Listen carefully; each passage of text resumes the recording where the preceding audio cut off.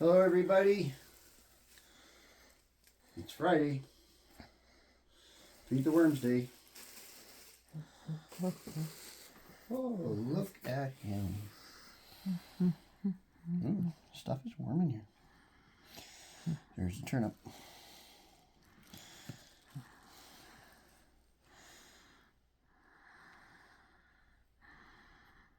Not doing much to it yet.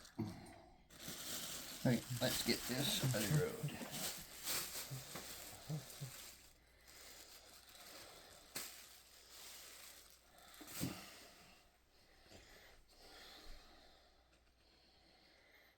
Oh. Hello, worms. You still have feeding from pumpkin. That means we should probably not overfeed them. But they want a banana. They asked you for one, eh? They love banana. We will give them a banana. Oh, look at that is underneath the food. They are enjoying this. But before I do that, I'm going to mix this up a little bit. Hi, worms.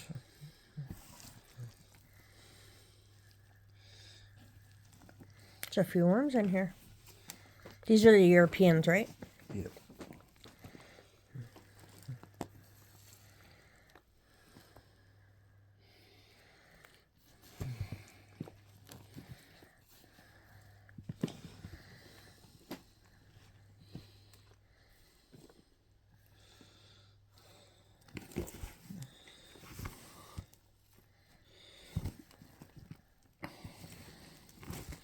Had a major disaster. My breeder bin. I made a mistake. I put the lid on too tight last time I fed them. They're gone. Where did the banana? Put it over here. So it's not like we never have oopsies. Pretty bad oopsie.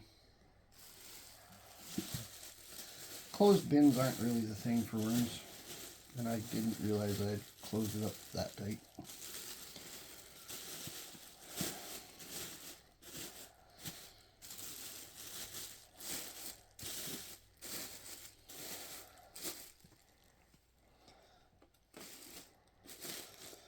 Euros.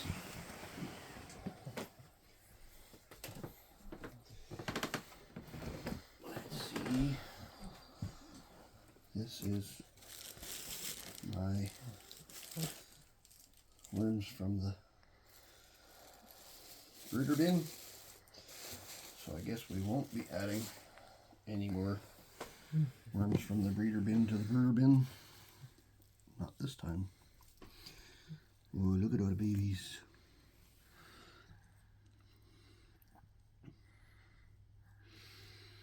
Like I said, there's getting to be some in here that are mature almost.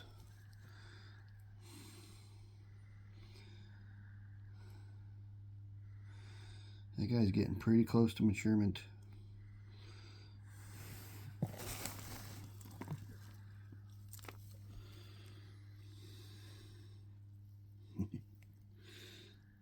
There's quite a few worms in this bin. Mm-hmm.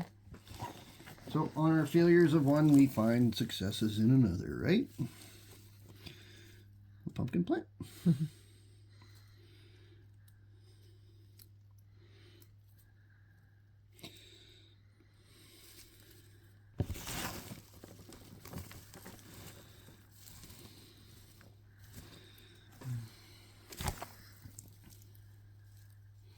I'm not seeing, I mean, that's how much pumpkin's left. Just the skin. So the red wigglers are a lot more active eaters. Well, and there's probably more worms in here than there is in the European nightcrawler bin. But the Euros, they eat differently. I have to go get more paper. Okay, so I had to put you on pause for a second so we could go get some more. I could go get some more paper. And we're gonna put some coffee in here. What's another filter or two? It's all paper. Okay.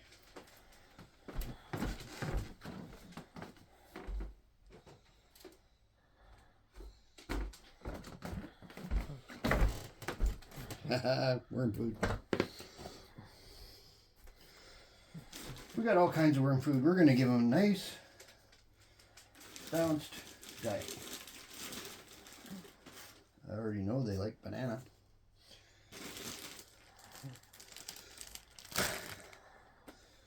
And a chunk of celery.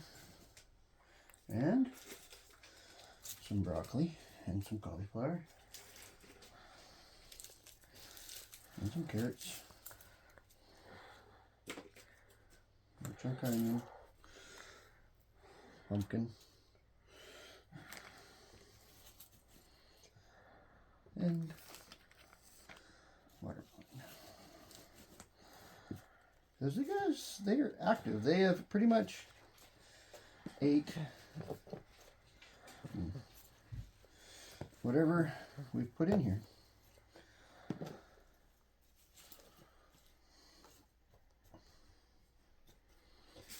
More paper.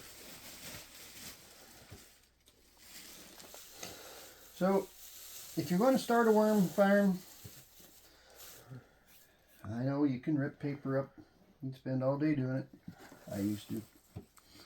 Well, not all day, but did a lot of it.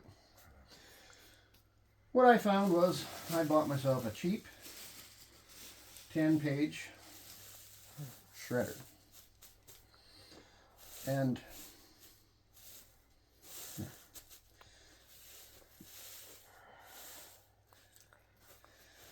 it does a couple of things for us. It helps us keep our cardboard and junk mail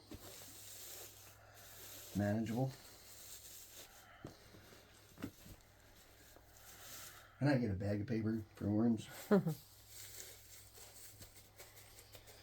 And it was like, I think $50. And I know you can say, well, my worm farm is just a hobby and I don't really want to spend any money on it. Did I really spend money on the worm farm, or did I just spend money on the convenience of not doing something? I think I spent money on the convenience, but I got the bonus on the worm farm. Okay, so I think these guys are doing quite happy.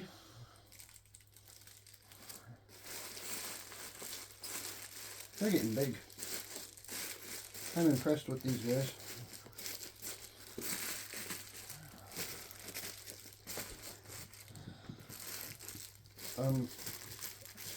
I guess the worst part that happened to us is the breeder bin kind of going bad on us, on me. That sucked. I'm gonna open that lid. A, it stinks. B, it's just not what you want.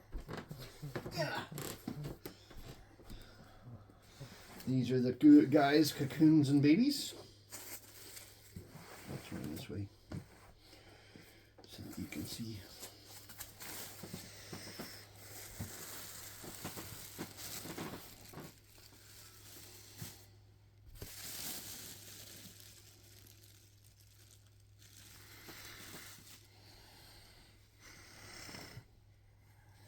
The paper is getting quite moist. There's a lot of babies in here that are moving around. And of course,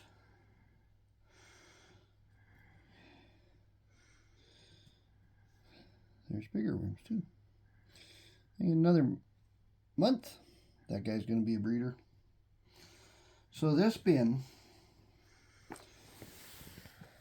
being it came from the guys as I screen them, is getting quite active.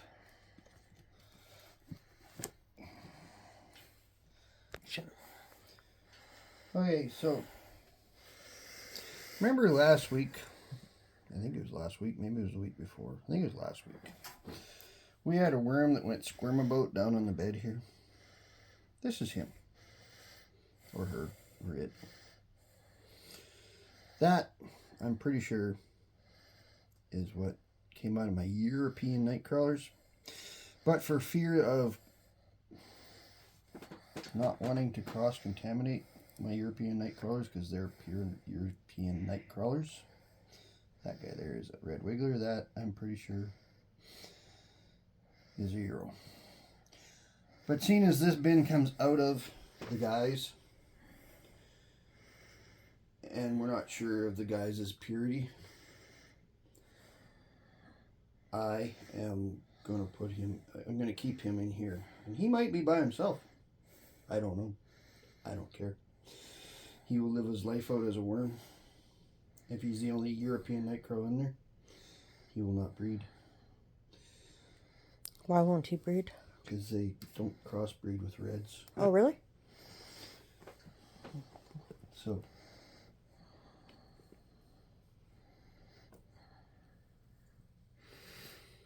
there's a lot of worms getting hatched in here, and also a lot of worms getting to be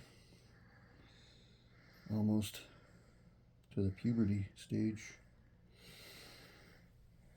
Like in another month, this will be an active breeding bin.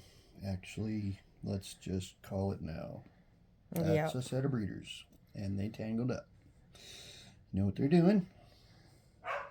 Bow, chicka, wow, wow. Worm porn. Okay, we'll put dry down in the bottom. Just because it's going to be wet right away. The banana. Give him a little piece of banana. We'll give him more watermelon. And we'll give him some celery. And some carrot. And some... yeah, carrot. A little bit of broccoli, tomato. Oh, talk about your salad bowl here. Pumpkin. We went and picked up the pumpkins from the neighboring town. So we got pumpkin again for the worms. Thanks to my best friend, Courtney. Not supposed to mention names. And a watermelon. So, although I'm sad about the breeder. Oh, look at these guys. That's just one little ball. A whole bunch of them. Okay, so although I'm sad about my breeder bin going down, fact is that's really my first major screw up in 6 months, 7 months. And the fact is, shit happens. Nobody's perfect. Except me. You're not agreeing too fast.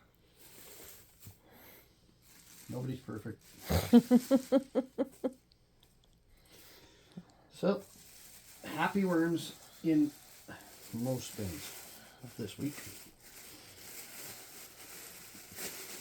We'll have a little burial in the garden for the worm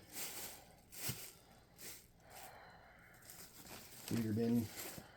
And I will not be using those bins for anything other than transporting worms to people unknown who are going to get Christmas presents of worms. I don't know who you might be thinking of. And her mommy's not going to be happy. She'll be happy when she gets her outside Christmas present. Now I'm confused. Piggies. Oh, Alright, that. We're going to do the fat guys.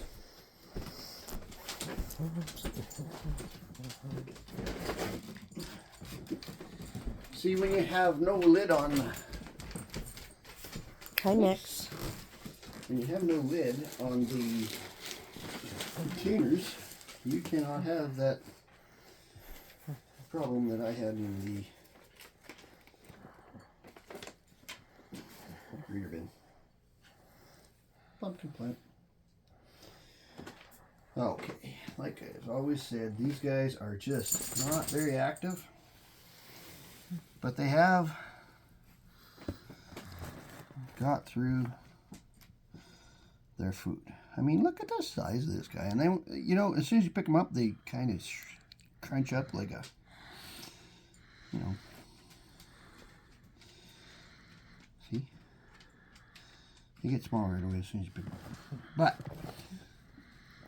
and I'm pretty sure. Oh, there's another one. So, I think I'm losing ground in here. Oh, here's a couple. Well, that's a smaller one, but that might just be a red wiggler that got over here. See the way he moves? That one's really big, yeah. The way he moves, I think he's a Euro.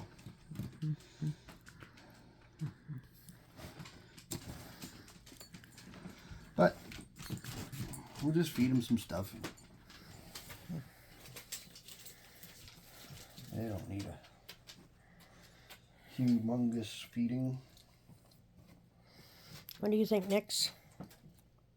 Nick says, I'm being awfully wormy with that. Yeah, I'm actually in the room with Dad, not woofing. Guys, want to see something funny? Go check out the Nick's videos on this channel. By the way, like, share, subscribe, comment. Tell me I'm crazy. I don't care. It's all Hit the feedback. notification bell. Yeah. You want to know when we put out new videos? Do that. Do what she said. Hit the notification. Anyway, the fat guys, they're not doing very much, but they're huge.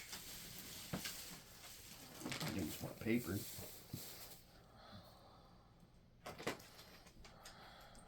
You having fun, Nix? Nix does some funny things. There's Nix. Her very most popular video on YouTube was her weather report.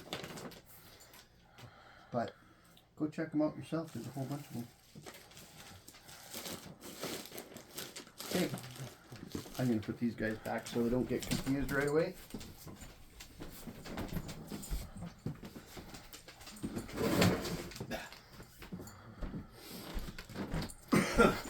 Nix. Now, we come to the big bin. The guys. These are the guys. I say he's a big bin, but he's my big bin. So let me have my moment.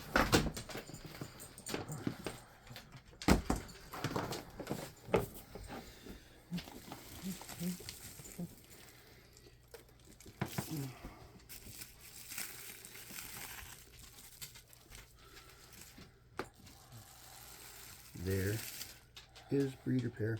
Mm-hmm. Or a pair breeding, I shouldn't say. They don't pair up forever. They're not Canada geese.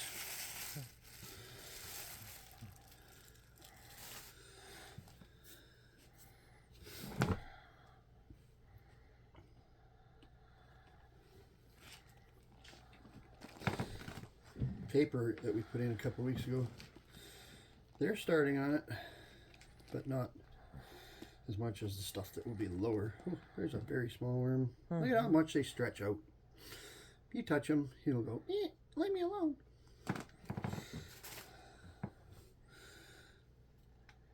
I got some pretty big red wigglers in here, and there is a pretty big cocoon.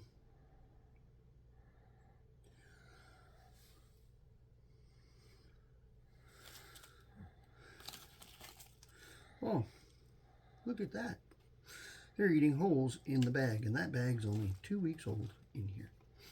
Put it in here 2 weeks ago. These guys don't know which direction they're going, but they're kind of tied up at the moment. No, they're not. You untied them. No, they're not. Oh, okay. And I have stopped trying to shake them off the paper because it's just not worth my time. The paper's coming back into the bin, and I set it on the lid anyways. And the lid, I never close this lid. I always leave it open, slid to one end. So I don't run the risk of having the same thing that happened with my breeder bin. That would be sad. Bunch of little guys. Well, if I lost this bin, I would cry. This is my most active and feedy bin. They eat a lot. Like that paper is just about toast.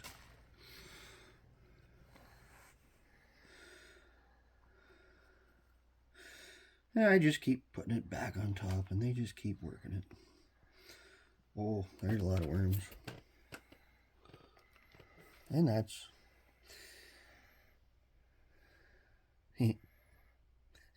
don't touch me.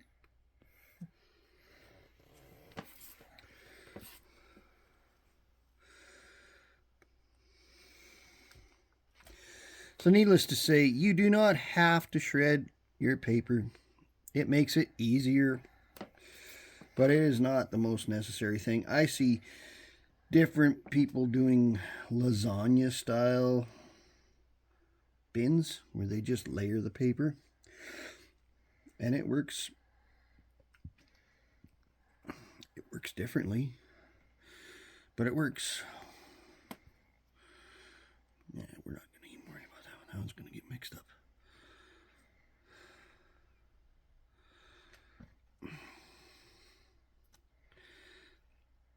You can see by the color that the newspaper back here is getting more moist, and that is a direct result from the wet food that we use, right? We're using frozen food. It all goes through the freezer to kill the gnat eggs and whatever other eggs that are out there, and then we put it in, so the cell walls are broken. There's a big black cocoon. I think it's just a shell. Might explain why there's so many worms in here. Again, this is the castings end, and they push up paper and whatever else they're not quite utilizing the most, right? But there's less of it now than there was even a week ago.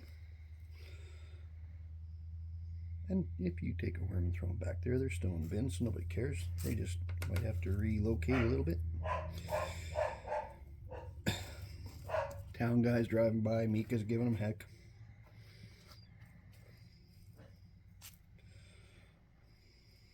She likes to bark at him. She knows the sound of his truck. Okay, so my paper kind of starts more here. Although, not too much. If you do this, your castings will clean up a lot faster at this end.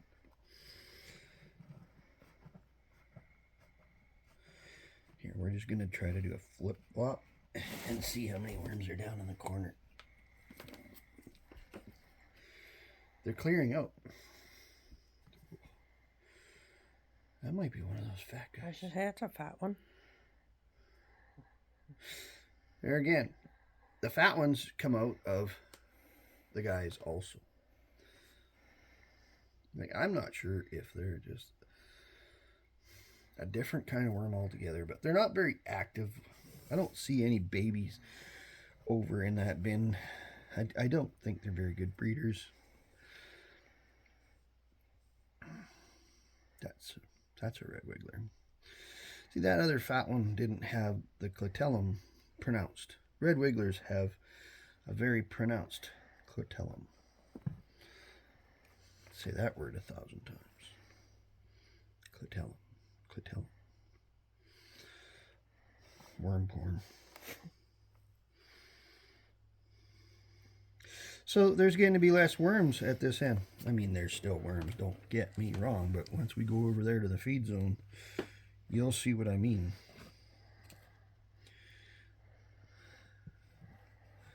So it's getting to be the castings over here, they've gone through.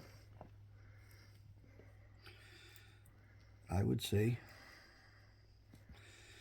we're at the 24th here. I think the end of the month we're going to sift again. And it seems to be about the end of every month. And yeah, there's still paper in here. I don't care. It comes out with the screen, right?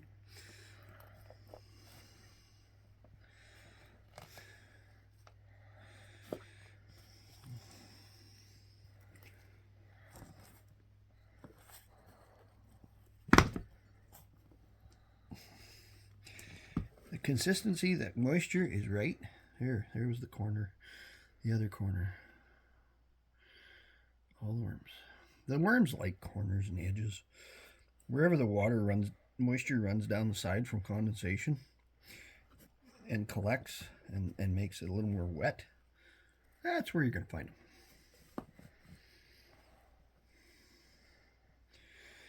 So we'll just do the same thing here. We'll just aerate all this up. And this is cool over here. Like, this is not warm. Back over here, it's going to be warm. Because that's our active feed zone, and that's where we're putting the new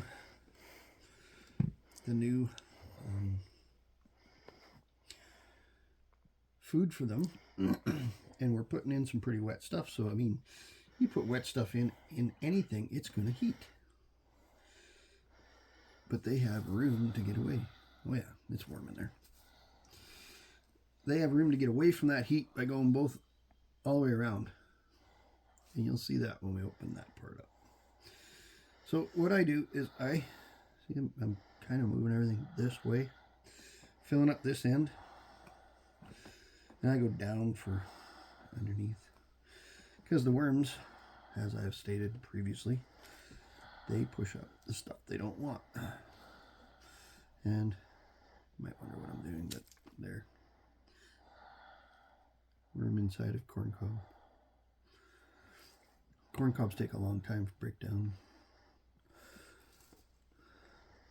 but they do eventually break down. So this, it's getting to be that this whole end, like from about here, is all pretty much getting to be castings. And lots of little worms. Little worms are awesome.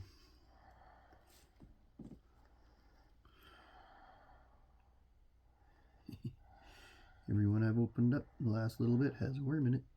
More than one worm. Got a bunch of babies in there. There's one. But there was other ones. I seen like 3 tails in there. It's the tail of 3 tails. You're so funny. Okay. So this casting end, I think we're gonna. It's good. They'll do their thing. And you always want to aerate that because it will get packed. So now let's just skip off some paper. Oh, there's some food. Maybe they don't need as much food this time, but they're around it.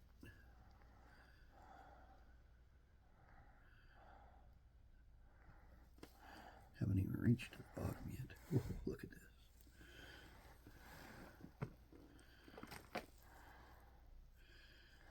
There they all are. Some of them. That's probably as many worms as we started with. I was going to say, it's about what we started. Okay, that's as many worms as we started with. And that's one spot.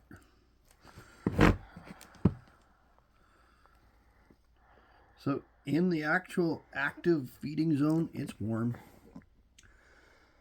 Not many worms in it because they're smart enough to, although I've been told worms don't have a brain. Neither do politicians, most of them.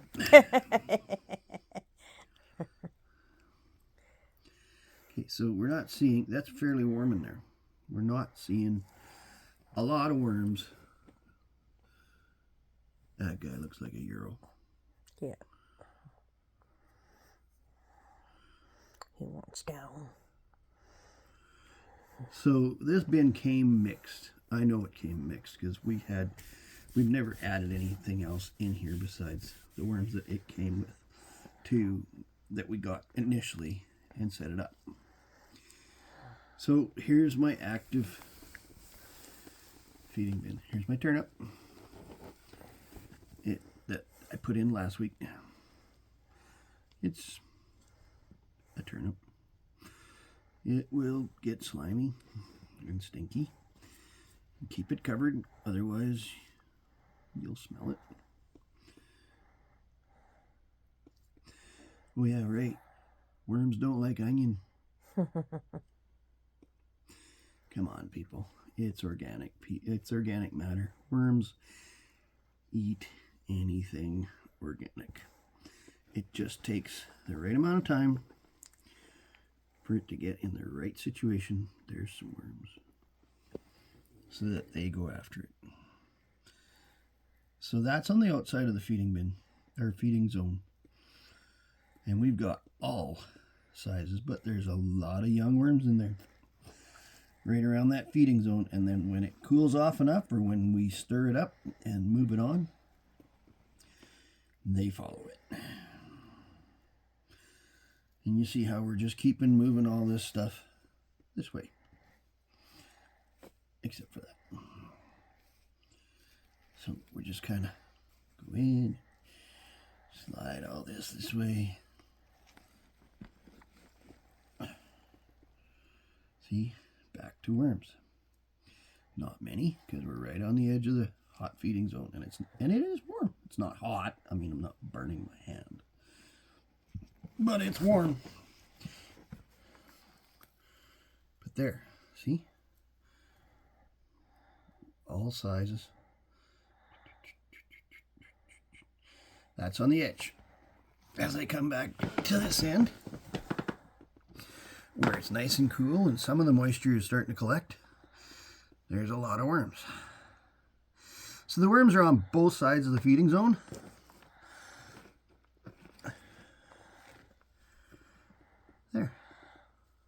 There's a lot of worms.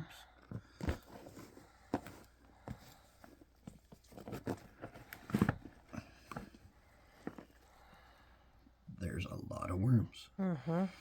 Like, let's just say there's enough intelligence or enough self-regulation or whatever you want to call it to handle going back and forth away from the heat zone. I mean, it's like you at a stove. If you put your hand too close to the heat, that grape stick is never going to go away.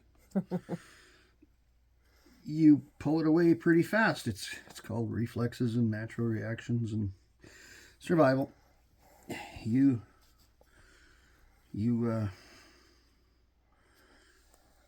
automatically do it. It's a reflex. Well, I'm pretty sure that these guys, with their bodies being so sensitive to moisture and light, I'm pretty sure they're sensitive to heat too. And they just self-regulate.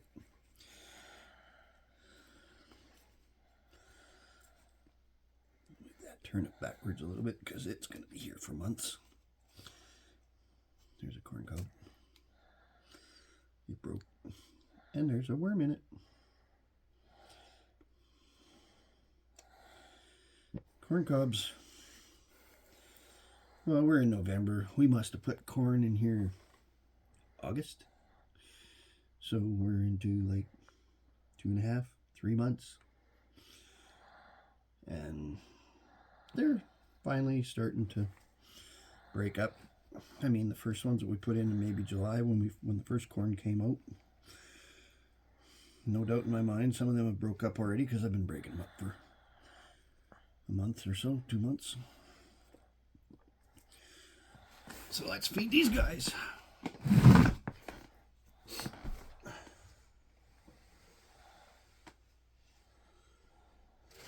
So we're going to give them banana.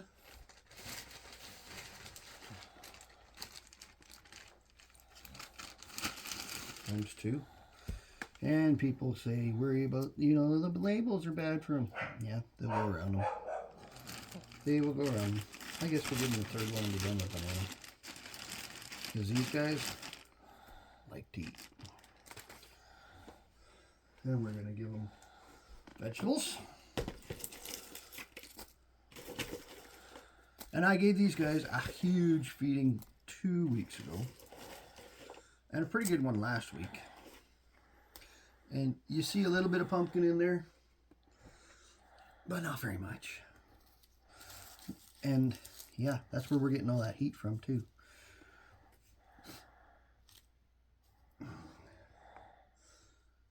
Pumpkin. Worms are like Homer Simpson's like pumpkin. There's that's some moisture here I need to get rid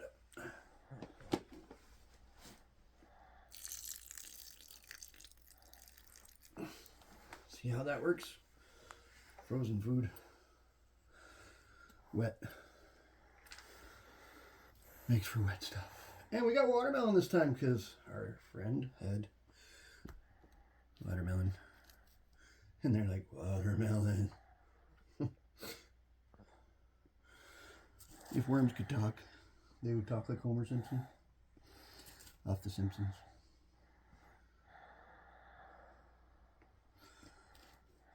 That's a pretty good feeding. That's a really good feeding.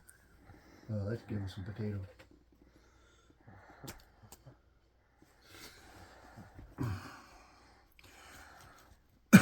Again, cover up your stuff. You know what we're going to do? We're going to put some dry bedding there.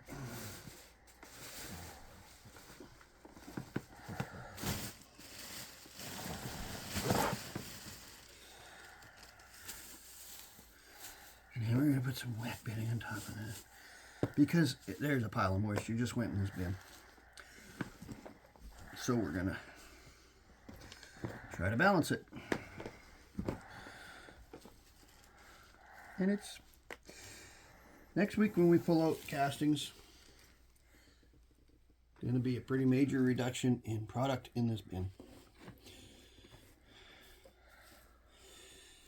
So yeah, the space wise it's getting full. Worms like it though. I say they like it. I think it's funny. They're my friends. They're cool. They don't ever argue back. Neither do I. Oh, really? Only when you're wrong. Your dog tells me more stuff than the worms will ever dream of telling me. My dog loves to tell you off. Paper. Let's do lots of paper. Oh. Coffee grounds on top won't matter.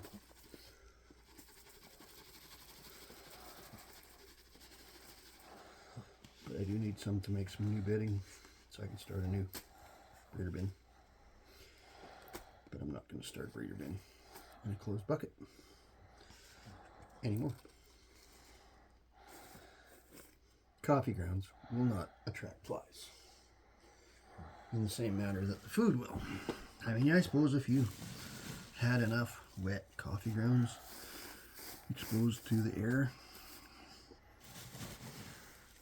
probably would attract flies.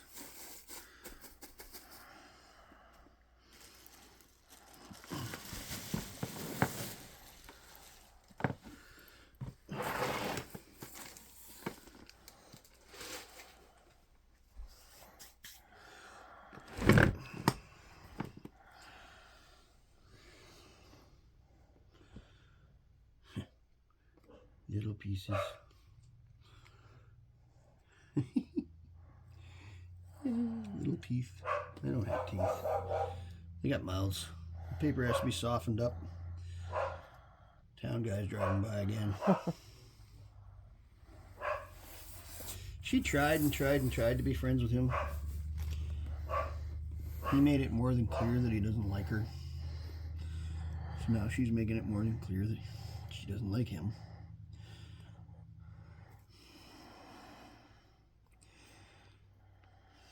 Oh, that baby.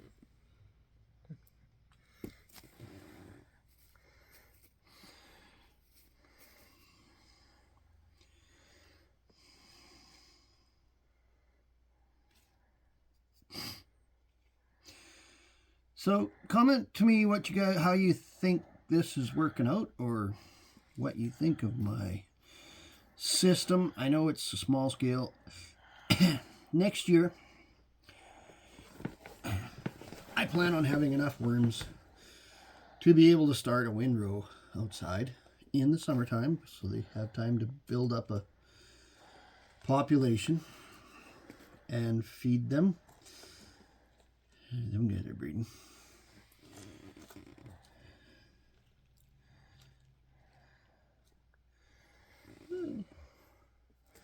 So they have time to build up their population, and before winter next year, we will feed the windrow in a manner that it starts to compost in the same way we're doing this.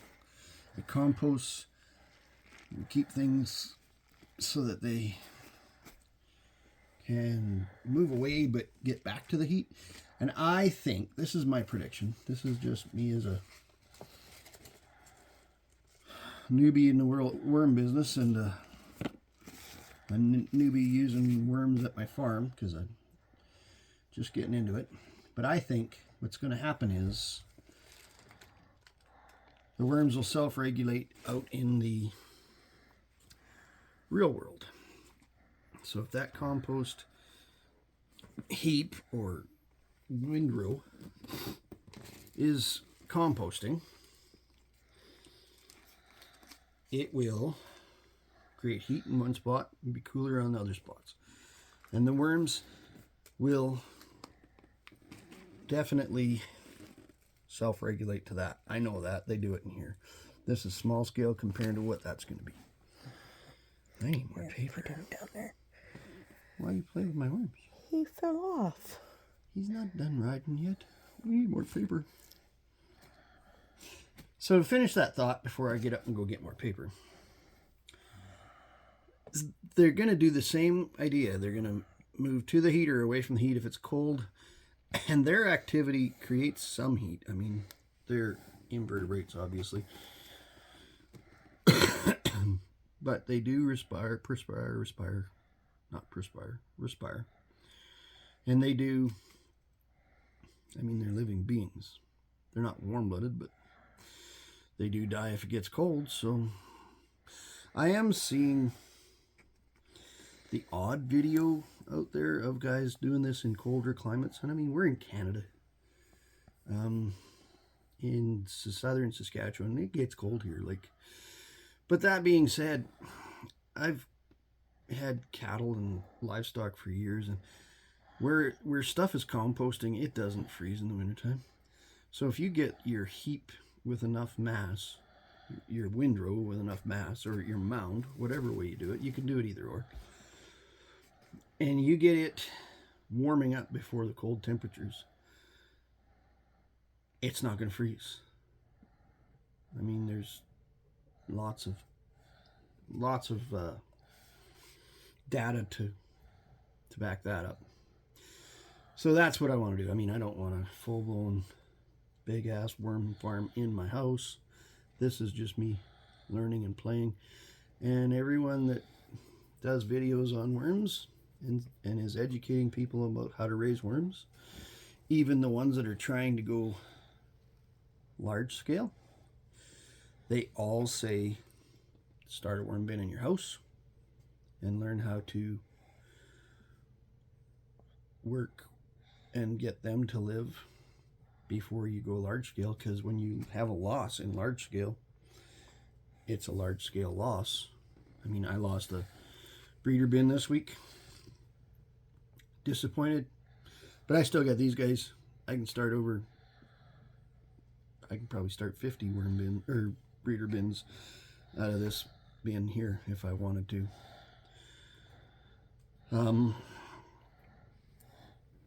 What else do I want to say before I get more paper? I guess I'll get more paper and we'll just close it up.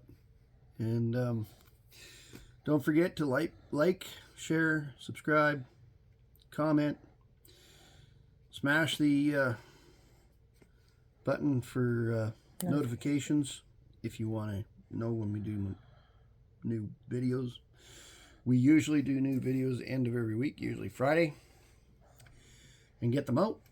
Sometimes it's Thursday, sometimes it's Monday the next week. life is life. The worms are pretty happy by themselves if we don't bother them. And if we do bother them, they seem to get over it pretty fast. Yeah, let's go with that and call it a video. Have a great day, everybody. Bye-bye.